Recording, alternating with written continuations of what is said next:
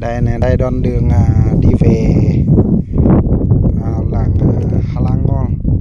Đây đi về làng Tung Kết này. Lô đất ở đây sâu sao này, y chang cải xong như thế này, bán giá là đúng 300, một sào tính ra là 500 50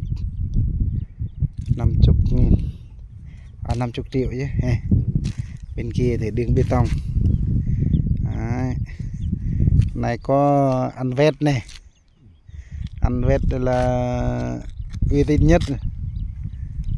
Giờ thì bên kia thì núi, bên này thì lô đất cần bán hẹp chơi mà lại thế này lên bên này này. Này lên bên này nó là chăng nó giá như nó lo tô này lần cái này này lần này này màu lần đang vàng nghe này nè, lần bê tông nè, bơm màu lần nó cái chết như bên này nè, giá cả như lo tô chăng làm coi hẹp lại coi rồi cho tôm chưa.